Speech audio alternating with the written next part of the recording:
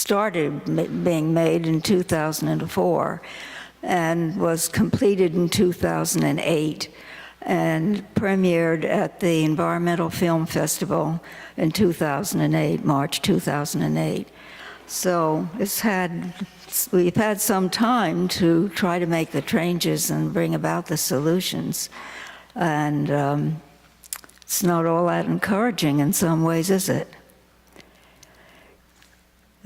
But let us hear from you. What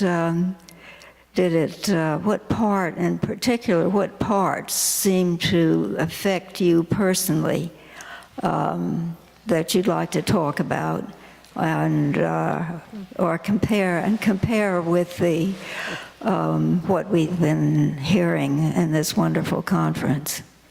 I could say something. Yes. And I also have a question for you, but I think it's this is the first time I've really been. I'm really pleased that you showed Vietnam the environmental effects. I've always thought we should have had a picture book of the lands affected by war, whether Vietnam, because you hear about the moonscapes, like picture books like they used to have on South Africa to show how the people were treated, and you'd see that book maybe in a very progressive barbershop. It makes a big difference to see what we actually did.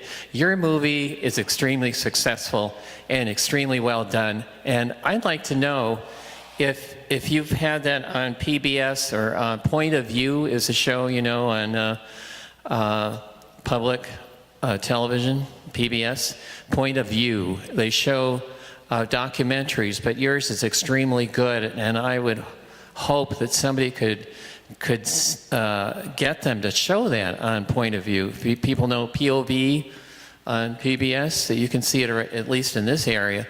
That's right up their alley, and it's you really hit the nail on the head. With you have concretions of what actual damage is done, and you really make the connection between environmental degradation and war. It's extremely successful, and I hope, you know, maybe you need an agent, but you really need to get that on television.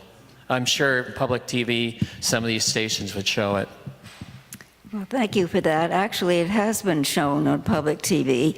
You realize there are 13 years since it came out, and it's been in many festivals and been in many public places and around the world, actually, which is very gratifying, of course.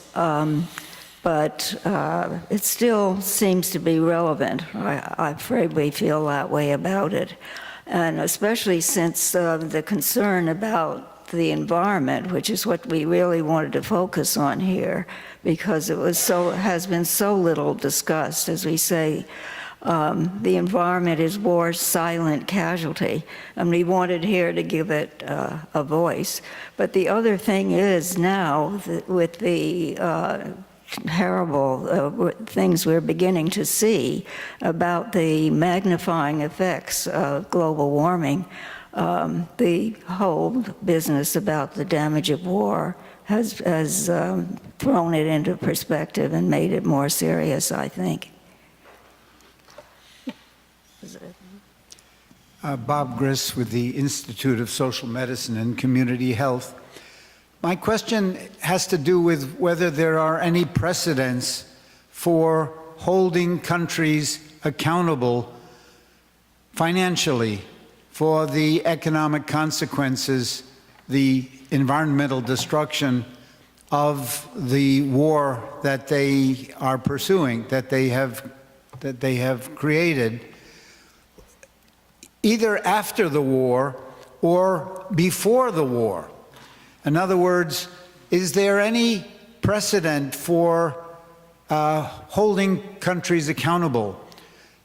And as an example, if one country chooses to go through another country in order to pursue its military objectives, can the country that has been gone through hold that first country accountable? Are there any institutions that can enforce such a liability? I have to admit, I don't know of any like that. I mean, it's always, there's always the feeling that it's our country and we can do whatever we want with it, and if it gets in your way, then I think there are some, I think you can go to, or have been some opportunities to go to the UN and to other organizations of that sort, but I think they all depend on one another's cooperation, and I don't, anybody know? The nuclear ban treaty that was just adopted on. What was that? The nuclear ban treaty that was just passed, approved on July 7th, and came in and is getting signatures this week, holds countries responsible for harm. That's huge. But that's the only one I know about. It just So happened. wasn't Germany held responsible for the damage in building up in life? Were, were the Germans held responsible?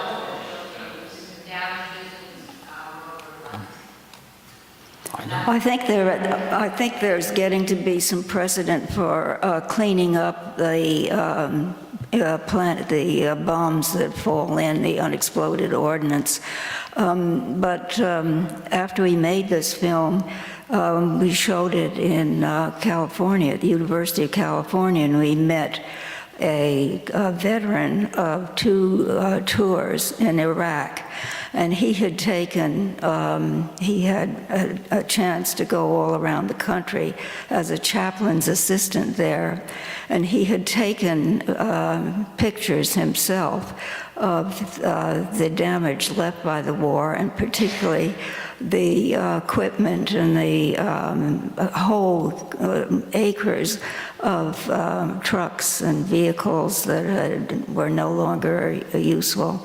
And he felt very strongly that we should be responsible for cleaning up, but he said himself that the only areas that were being cleaned up were those areas that, like the airports and so forth, that affected the military operations, our military operations, and the rest were just left behind, and children were being injured and having their limbs blown off by the unexploded ordnance.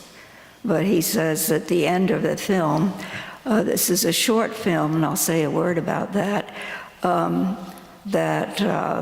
those unexploded ordnances don't seem to be being cleaned up there.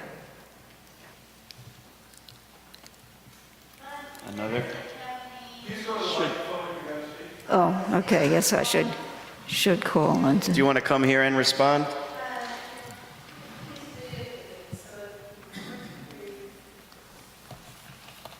I believe there may be some people who have successfully challenged or got some compensation for some nuclear test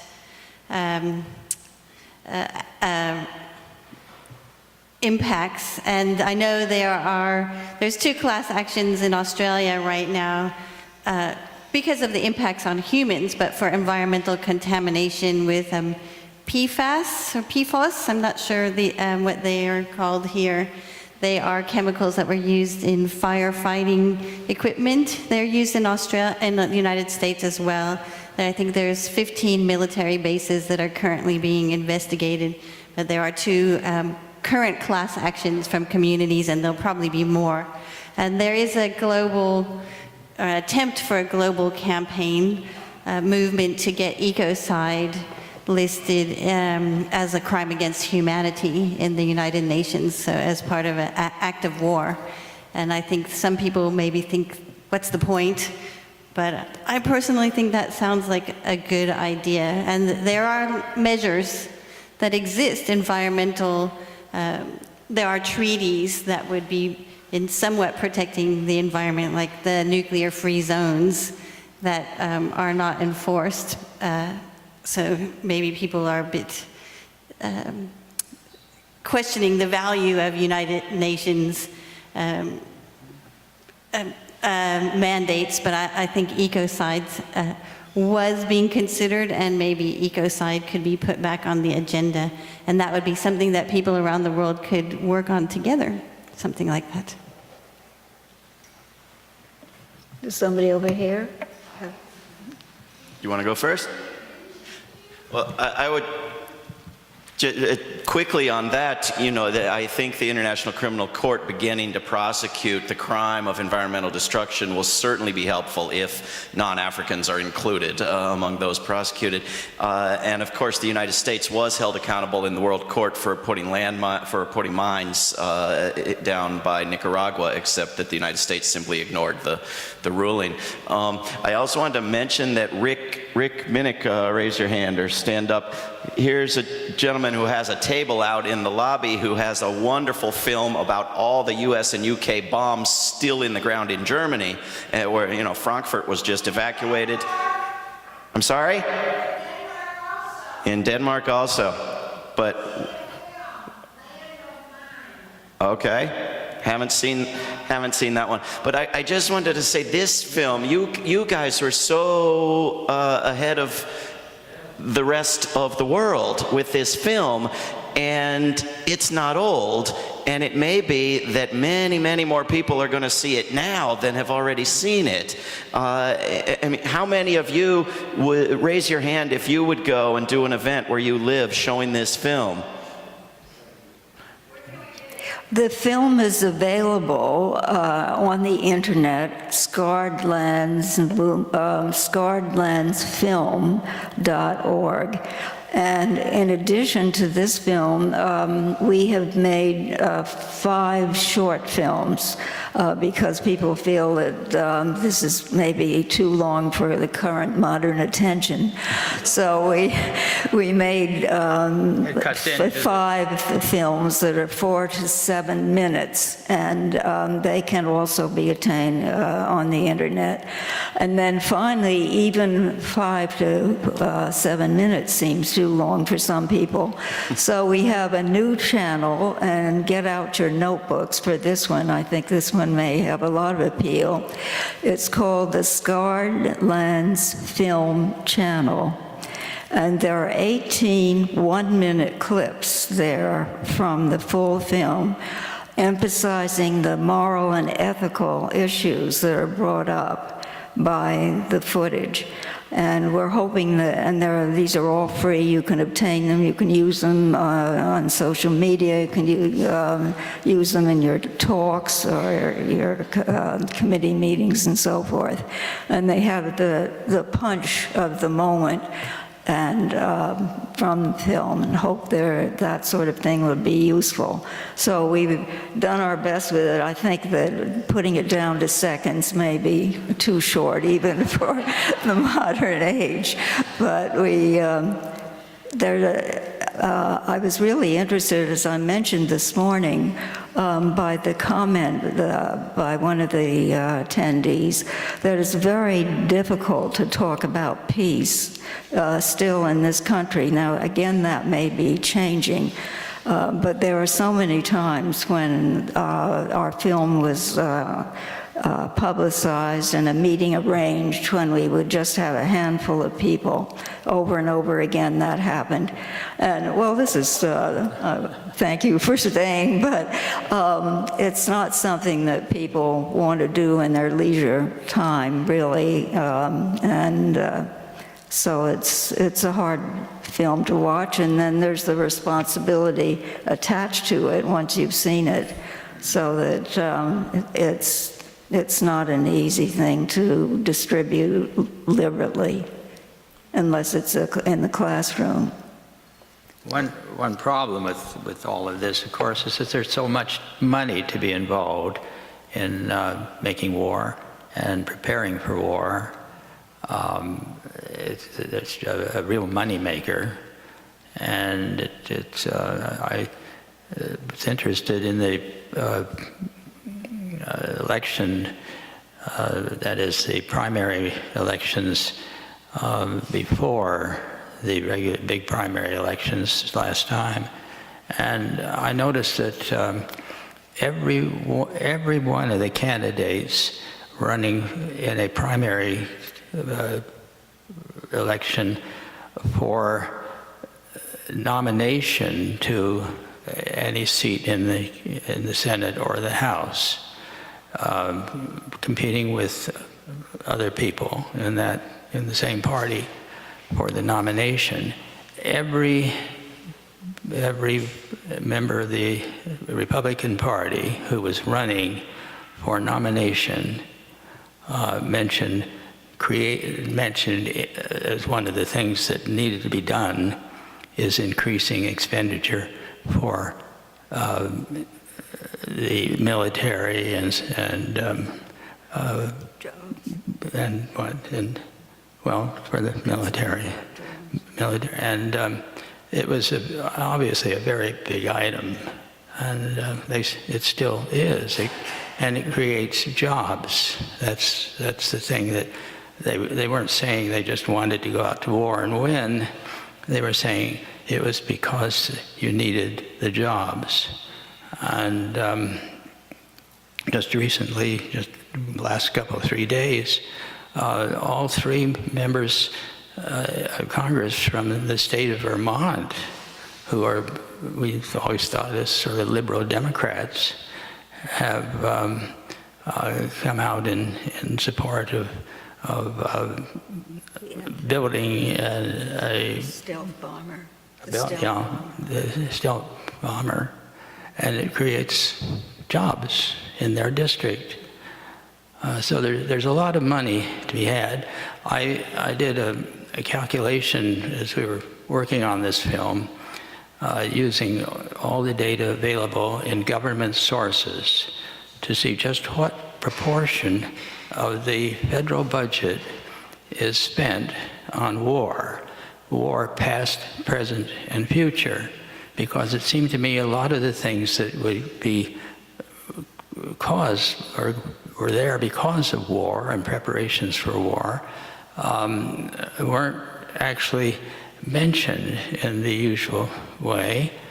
And the main thing was the interest on the national debt, which seemed to me to be largely, if not entirely, the result of expenditure on war and preparations for war. And when I added that in, and in addition added the amount of money that is spent for pensions and medical care for veterans and things of that sort, what do you suppose I got as what proportion of the federal budget would you guess was spent on war, past, present, and future? 80%? Discretionary spending or all spending? It's just all, it's not, well, I suppose some of it would be discretionary and some of it was written into it, yeah. Well, you go to the head of the class, I got 75%. It's, yeah, so more comments and questions. Okay, I guess it's your turn. I think you should publish an article with those figures in it. I found your film, it was excellent, and thank you. And it had solutions in it. And that's so important, because that is too often left out when they're supposedly discussing options for our foreign policy, and it's always a military option. What did you find in it that was usually left out? No, she said No. we had a solution. No, I complimented you because you include solutions, and that balances to a certain degree all of the horrors that we have perpetrated. And I think having a solution is one of the missing pieces in the media today. So, and I think that is very important. And having the numbers in the film comparing what it would cost to prevent war, to uplift these cultures and eliminate or at least reduce the tensions that would lead to war compared to what we spend to fight war. And there are also figures in research. The National Association of State Legislatures has data documenting for every one job that we create with military spending, that same money invested in our public sector infrastructure creates a minimum of 9 jobs with far more tertiary economic spin-off. So it's really a myth when these Congress people try to say that the military spending creates jobs, not in comparison to what would be created in non-military spending. My question to you is, have you tried or figured out how to get your film into high schools and have it as part of maybe a debate forum in the classroom? Well, we have tried to get it into classrooms. We happen to be in Denver, Colorado, where I spent my boyhood and graduated in North High School in Denver before coming east to college. And they did show the film there. In fact, I was given an award for various things. The high school class was trying to do something, and they gave me an award, and so we introduced my wife to my Denver origins in the neighborhood and so forth. But it was shown in one class. I don't know whether it was shown any others. It's not an uplifting sort of film. It certainly isn't as uplifting as beating East High in the football or something of that sort. Yes, but the students were very interested in it. You have to give them credit. I think, well, what do you think as an audience? What age do you think would be the lower? Congress, show it in Congress. What's that? Show it in Congress. Oh, okay. Yeah, junior high and high Show it to people who school. are involved in doing this and are in denial about what they're doing. Okay. Thanks for your film and your time and effort to doing a film like this. Election is so rigged, there's no such debate or manipulated or tempered. Whatever is the real candidate cannot come out. And if they run at all, there will be all silence down. So it's the effort, the public effort has to be together to be sure not only the social media, but also the website and the debate itself is very important because they want to have all the candidates come out, they're still alive rather than dead. Well, we'd be delighted if you put it on your social media, and thank you for that suggestion. I think we have time for just a couple more. My real question is, for my concern is the destruction of the families. Usually they don't mention, but it's destruction of family to me is very dear problem of our society.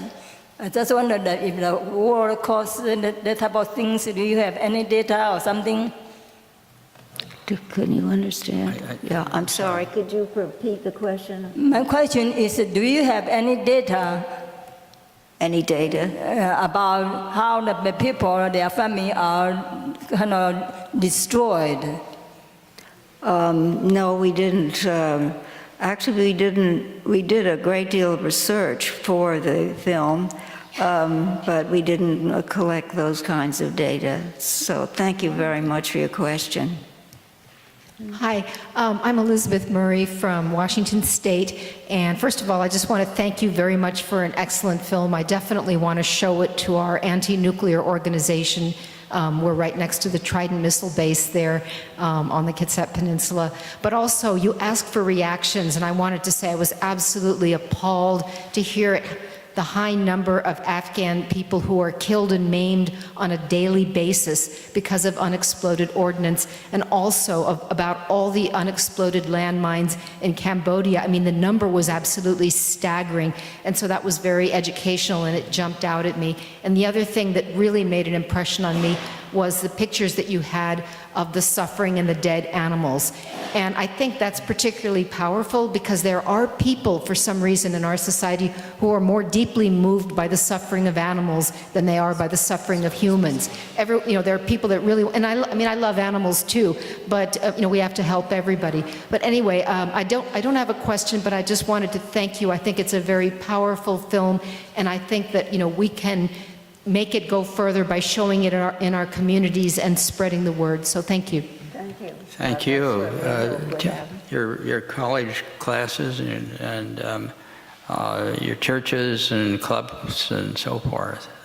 Anyone else have a question before we finish up? Oh, I didn't see you, Yes, I sorry. have just a brief comment, and I just want to say, as one of the organizers of this conference, I'm so sorry we didn't have a bigger audience for you, because this was so powerful and so moving. And even though the people in the audience are fairly well informed, I speak for myself, I think I speak for most of us, that I learned a lot, and I feel motivated to take what you've shown us and take it to other groups and take it to schools, and I believe that I'm not alone in that feeling. So thank you so much. Thank you very much. Okay, this will be the last question. Yeah, it looks like I'm the last one at a microphone. I just wanted to thank you for putting it all together so well. It's by talking about the different forms and separating them up. I thought it was interesting that I'm sure maybe other people also have seen some of the public clips before but never seen them put together. I think that you did an incredibly artistic job of changing the scenes as there was fade in, fade out. I was really taken by it. Very well done. Thank you. We really do have to give a shout out to our editor.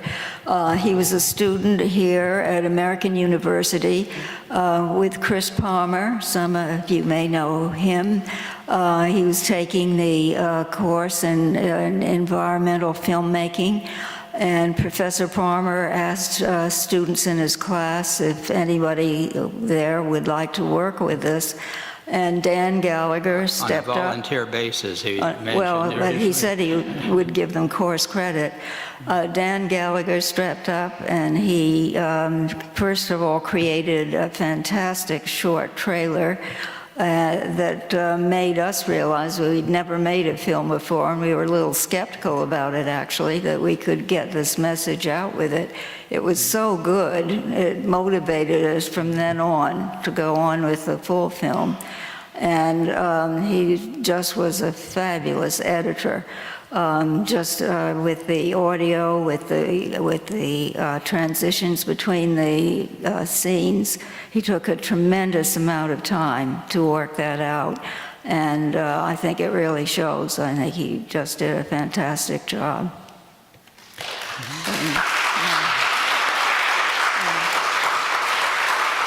Thank you.